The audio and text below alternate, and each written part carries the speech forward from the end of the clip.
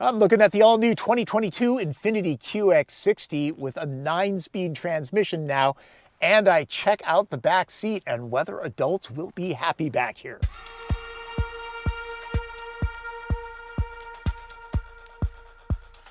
Infiniti, Nissan's upmarket brand, was introduced to the US in 1989 by actor Jonathan Pryce along with images of rocks, water, and trees. Arguably, Mr. Pryce has been more successful recently. Infiniti moved just under 59,000 vehicles in 2021. And sure, there's the pandemic and chip shortage, but upstart Genesis sold nearly 50,000 and out of Hyundai dealerships. So the all-new 2022 QX60 is a much-needed product at the right time. The new interior ditches the odd two-screen interface. There's seating for 6 or 7, depending on the model, and the brand's new sleek design language is a big win. Subtle, too, other than these that can be seen from the International Space Station. Word is Infiniti has a new strategy. It's taking more of a Nissan Plus approach. It'll still be a premium brand, it just won't get its own dedicated architectures. This is built on the same platform as Nissan Pathfinder. Now, it's not as if Lexus and Acura don't do the same thing with Toyota and Honda platforms. It's just all about execution. Let's start with pricing. Built in Smyrna, Tennessee, it begins at just under $48,000 for a front-wheel drive pure model. All-wheel drive adds $2,000. Of course, Infiniti didn't deliver a strip-o version. This loaded top-trim autograph all-wheel drive in deep Bordeaux with a black roof, paired with saddle brown semi-aniline leather, retails for just over $65,000, about as high as it goes.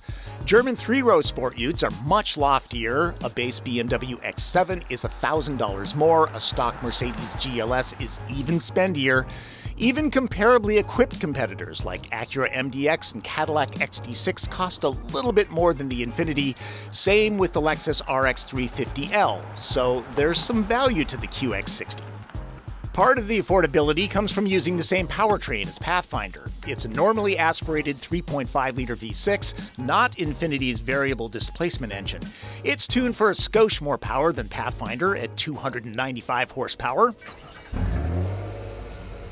and 270 pound-feet of torque, but the QX is a bit heavier at 4,655 pounds, so it's kind of a wash.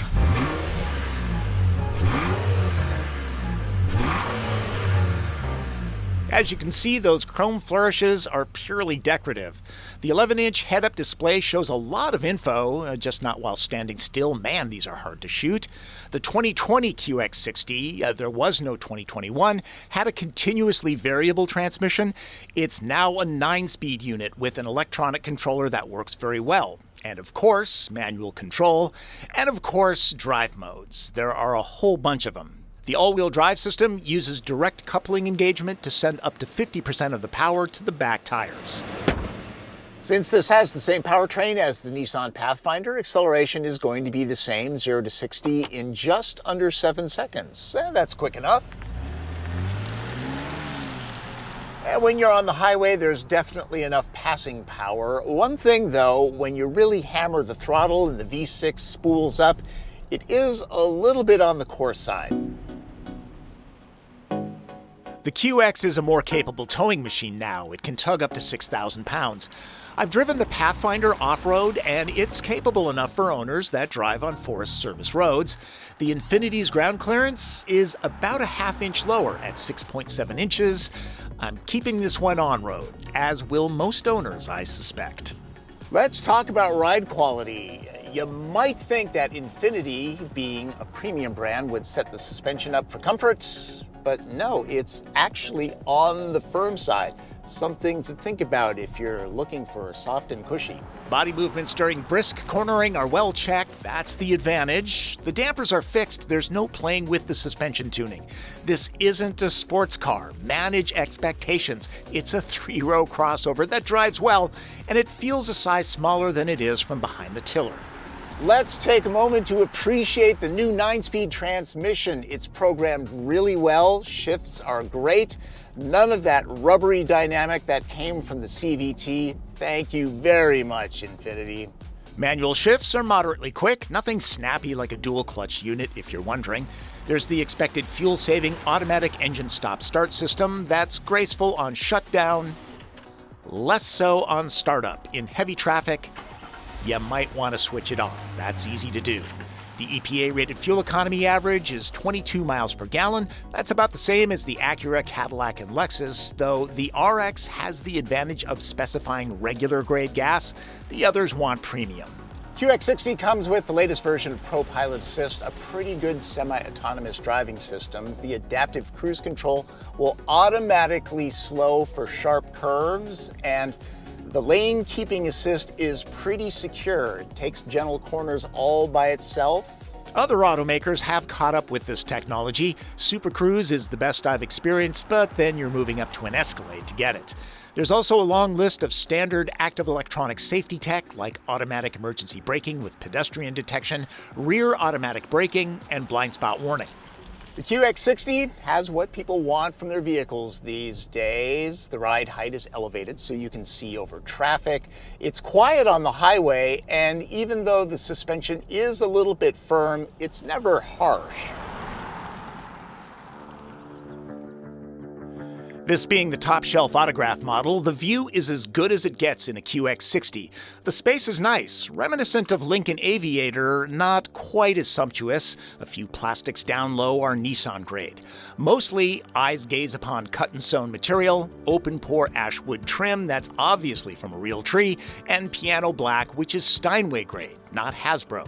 The brand's zero-gravity seats are very supportive for long hikes, close to Volvo's grade of comfort, the industry standard. They're heated and vented with a fairly effective backrest massage.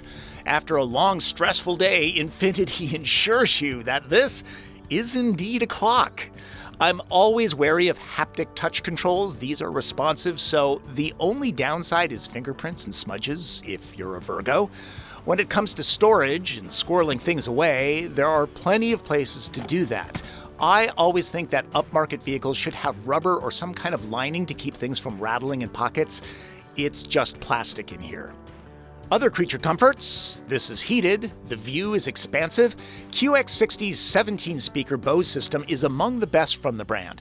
The new interface on this 12.3-inch screen is a welcome upgrade, though Nissan roots are easy to see. In some ways that's good. The display is bright and crisp, touch response is average, or use the controller down below. The choice is good to have.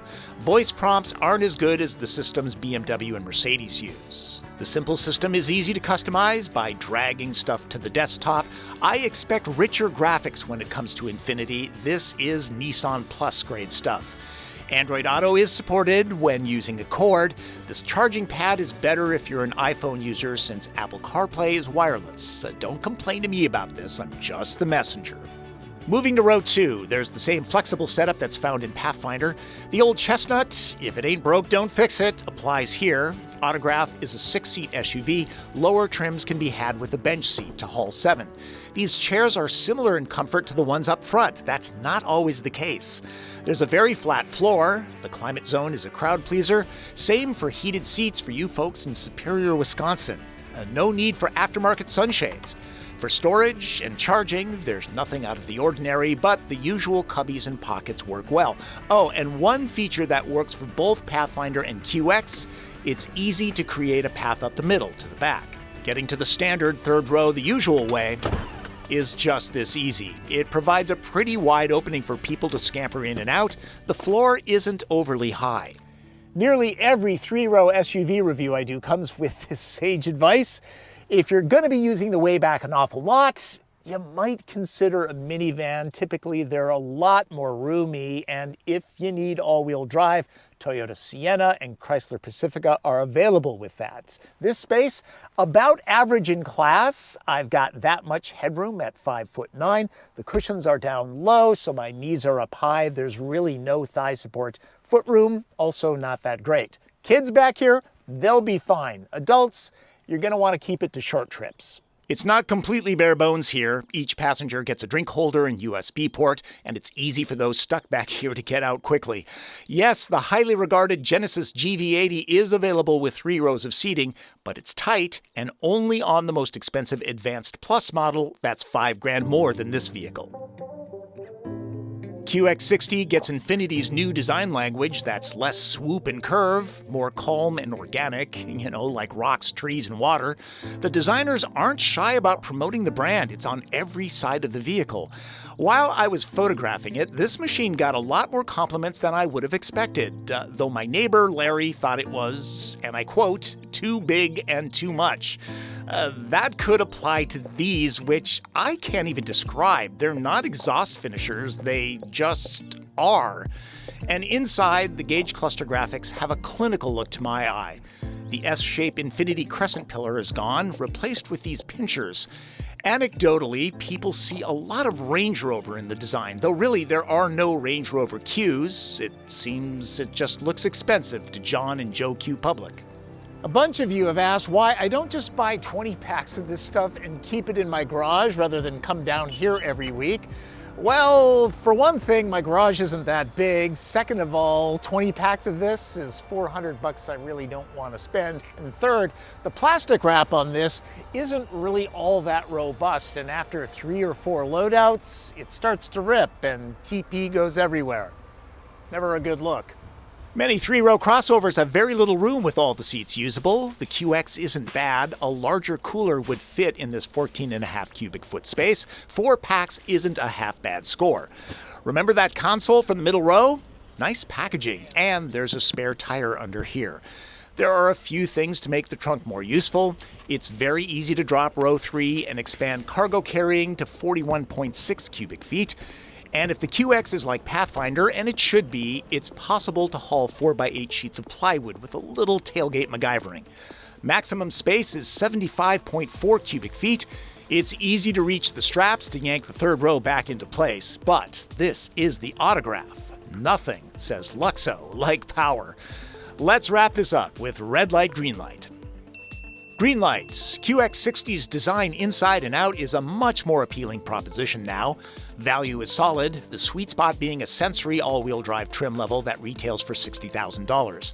The controlled driving dynamic is crisp, plus there's that 9-speed gearbox now, and it's a roomy 3-row crossover without being the size of the Queen Mary. Yellow lights? That lack of body roll and dive means the suspension is firmer than some might like, test drive people. Yes, it's fairly roomy, but ultimately a van is the better family vehicle. There's enough power, but under hard throttle, the V6 gets a little gritty. Red light. Those shiny sections in back are gauche compared to the rest of the design elegance. A few things like the display graphics and plastic panels could stand extra polish and refinement, and the danger of people thinking that Infiniti has significantly lowered its luxury standard and is just a fancier Nissan now. Wisely, the Nissan Plus approach doesn't mean simply slapping a new grille and leather seats into a Pathfinder and rebadging it an Infiniti. That kind of behavior killed Mercury. There's more than enough to set the 60 apart and keep it affordable, a tricky balancing act. Word is, product-starved Infiniti dealers are seeing high demand. So should the QX60 be on your test drive list? I think so. It doesn't have the polish of BMW and Mercedes SUVs, but it looks nice on the inside and it's roomy. Also, the price is right. Historically, one of Infiniti's most popular vehicles, the 2022 QX60 is essential for breathing new life into the brand. There's a long way to go, and the competition isn't letting up, but there's a beacon of light coming from the QX60, and it's not just reflections off those big shiny things in back. I believe in not just reviewing a vehicle, but looking at the automotive big picture. Yeah, Infiniti has a long way to go. On the positive, it's shown some handsome concepts. Considering that the QX60 is faithful to the monograph concept, it looks like future product will get good design. The electrified Q inspiration concept is beautiful, same with the QX inspiration. It was thought that Infiniti would bring a version of Nissan's e-Power drivetrain to the US. Apparently, that's on hold. E-Power is a series hybrid. The gas engine runs a generator which powers the wheels with an electric motor. There's no physical connection between the gas engine and the wheels.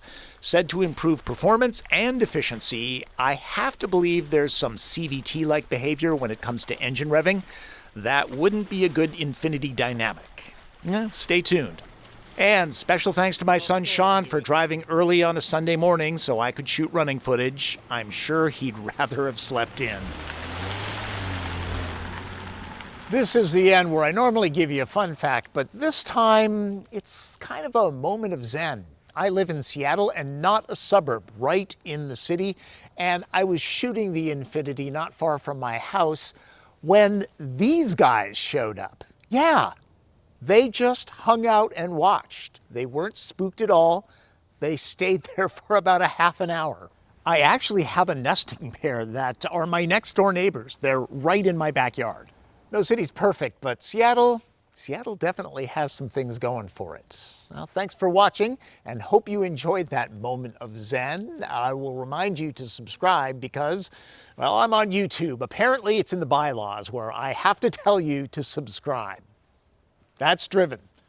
I'm Tom Voelk.